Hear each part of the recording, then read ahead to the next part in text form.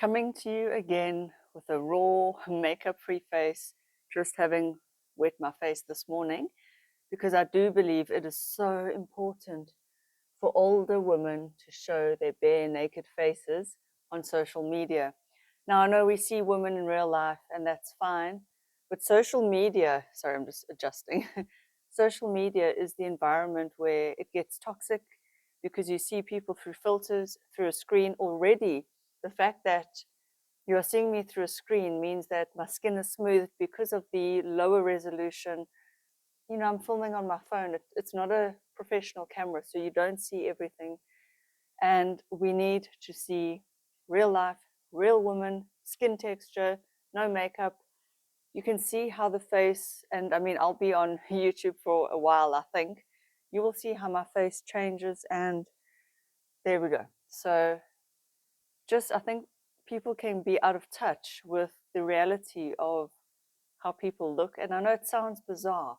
We live in a real world, so why are we out of touch? Because more and more, I think the youngsters are sitting at home behind a closed door in their bedrooms, playing online games, interacting through social media, within little communities. And we need to get out into the real world more and more.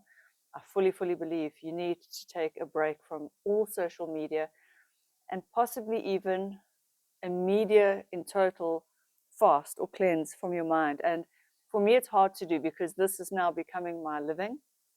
Not this channel yet. This channel is still too small. It is growing. Welcome to the new people. Yes, I'm a South African. I live here in South Africa. And so, anyway, going back to the fast, you need to take a break from screens. There's nothing inherently wrong with them. It's just what it can do to our perception of our bodies and how we look. And sure, in the real world, I also remember being at school where I didn't watch that much TV. I did. I watched TV every day with my parents, but it wasn't like it is today, internet, social media, the phone all the time. So I still remember, even in the real world, you compare yourself to people, you just do. Like at school, I would be comparing myself to all the other girls and looking up to the older girls and their beautiful brown legs or their big breasts or whatever it is that I might have to bring the phone down and sit. Ugh, sorry, I'm getting a bit uncomfortable. And so there is this disease of comparison. We all have it. And I know I talk a lot about it, but I think the pain point in women that I feel called to address, is my microphone still fine, is our insecurities around our appearance. And I feel called to talk about it because I know that pain very well. I know how it feels to feel not pretty, not good enough. And yet I can see from the outside, people would look at me and think, but you're fine. What are you worrying about? You're fine. I'm not a supermodel, but I'm not what society would call hideous. I'm within a weight range that society finds acceptable. So I understand that for some of you watching, I will be unrelatable because you'll think, well, you're fine, But the point that I think I want to make is that it almost doesn't matter how you look. The pressure is so huge that even if you fit society's expectations, you are always feeling a little bit less than. And so, what is the solution? Do you just give up? You just don't care? I think the solution is just to keep cultivating a healthy mental space around it. Because if you just say, well, I'm not going to do anything, I'm just going to give up, I'm just going to wear, well, okay, you can wear whatever you want and you don't have to wear makeup. You really, it's your choice, your life, your body. But if you enjoy dressing up and putting on a little bit of makeup or whatever, straightening your hair, dyeing your hair, whatever. So you enjoy doing certain things to enhance your appearance or to look good or to feel a certain way. Don't go so extreme that you just completely give up and now you feel worse about yourself. I think there is a middle ground of doing the things you need to do to feel good, to fit in, to not even fit in. If you want to stand out, be different, be wild, be you, do you. But I think you need to just find where that healthy balance is between acknowledging that there is a lot of pressure on girls, especially women, to look a certain way. Do what you can that feels reasonable within your budget, and then just let the rest go. But it's to keep cultivating that mindset all the time. It's hard. It's not easy. It's a mental fight that we need to fight. We have to fight it for ourselves every single day.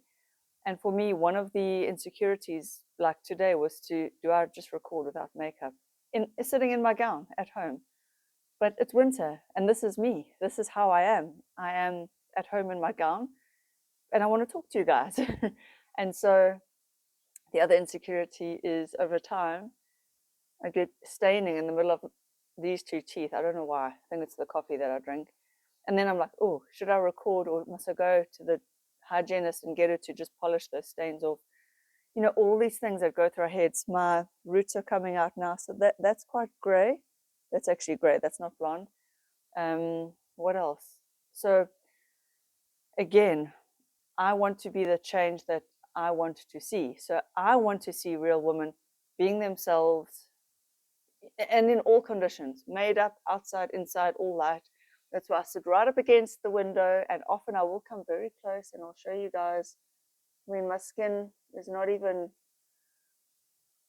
it's blotchy because, I don't know, age. I don't know. It's just getting all these weird discolorations. Who the fuck knows why? It's and I am over that little aging moment that I had the other day. I made my little shorts about it on my main channel, where I suddenly sort of saw the arm tissue fat, I don't know, just sort of like all parts in our body, the gravity is pulling it down. It's getting it to just look not so good. And now I can laugh about it. But when I saw it for the first, when you see something that you didn't expect to see on yourself, you think, oh, that's there now. And I was listening to one woman, she's reading out of her book, and she was talking about the back fat. What did she call it? Like not the back roll, something else. But it's basically how your back tissue hangs with age as well. And she was just like, what the fuck? And I can relate, because the other day, a while ago now, I was putting on my sports bra, and then my back fat was just like hanging over it. And I'm not fat, but it's the softening of the tissue. And there is fat. We all have fat on ourselves. And I remember, like, also the what the F. And sometimes it's discouraging, and other times you just laugh at it. And for the most part, mentally, I'm very balanced about it. It's not like I sit here all day long going, oh my God, woe is me. It's not. I speak about these things to let you know that you are not alone in how you feel. If you see, maybe you never noticed it, and suddenly you are noticing the deepening of these. What are these called again? Nasal labial folds, whatever. Like for me, I have my skew lips, but suddenly you'll see something and you'll go, where did that come from? Like, I thought I was avoiding that for now, and then whatever, or I don't know, whatever it is about you, or as your earlobes get more, what's the word, lack of collagen-y, and then with time they might hang, and one day you'll sort of see it all of a sudden, because you won't be looking, and then suddenly you'll look and you'll go, oh my God. Or as we age, the hairs coming out of our noses. It's just, oh my God, it never ends. But again, I do feel that it's constantly the soul calling you away from your appearance, the soul calling us away from this thing, but not to diminish the looking after of our bodies. It's a gift. We've been given the gift of this physical form, and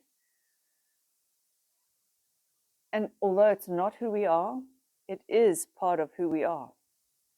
You have to accept what you've been given, the physicality that you have. Work with it, make the best of it if you want to, do whatever you want to, but you need to come to that peace.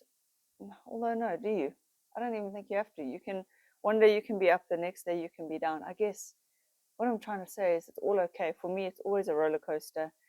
And just when you hit peace with today, you will age. Another year goes by, or another 10 years, and then you're like, oh my God, and I've got to make peace with this body.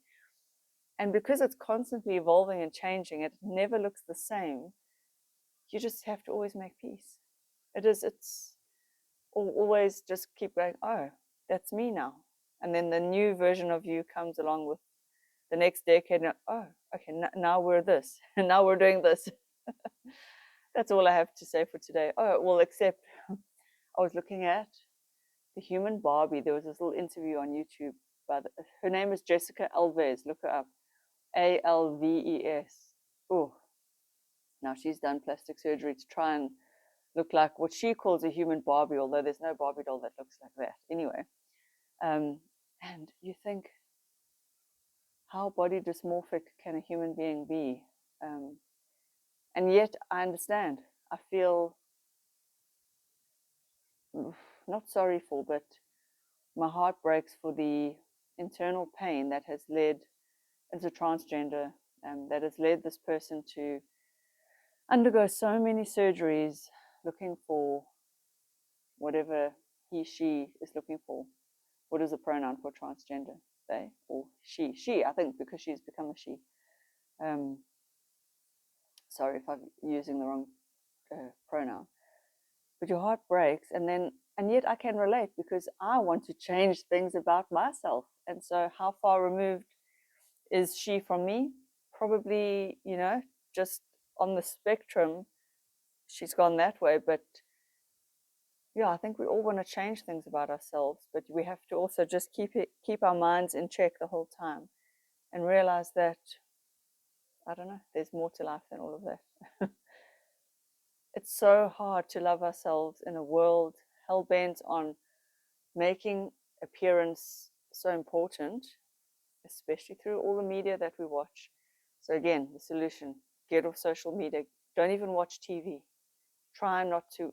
Even books, be careful what you read.